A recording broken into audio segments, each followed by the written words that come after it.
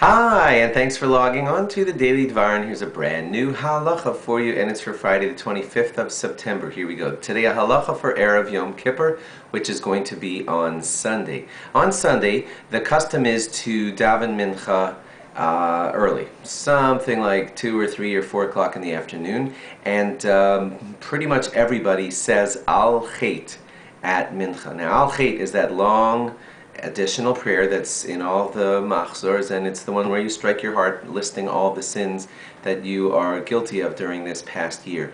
The reason that we say it at mincha, even though the day of Yom Kippur hasn't arrived yet, it's going to sound weird to you, but this is the reason. It's because soon after the mincha you're going to eat the Suda HaMafsekes, that final meal before the fast begins, and if God forbid you were to choke or not make it to the end of the meal, then you would have died without any repentance as Yom Kippur arrived.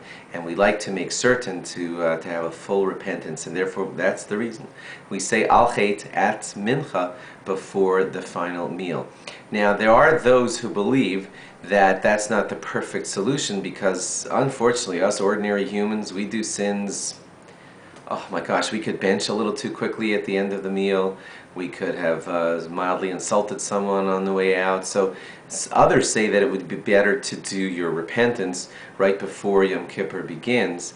And in deference to that, there actually is another prayer. It's not al chet exactly, but it's called Tefillah Zaka. That too can be found in any good machzor right near the beginning of the Yom Kippur services. And it's a very, very important thing to say before Yom Kippur begins. In it, you also say very clearly, I've done these sins, I've done this group of sins, I've wronged this group of people, I hope they forgive me, I pray that they forgive me, I forgive them, and I hope they're forgiving me.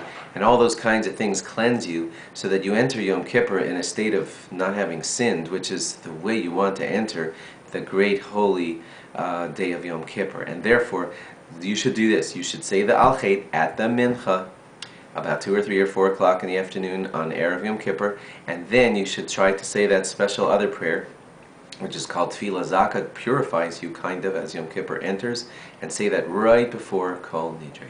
Thanks for logging on. Log on again after Shabbos for Erev Yom Kippur, where we'll try to give you a few more lobs right before Yom Kippur begins. Bye-bye.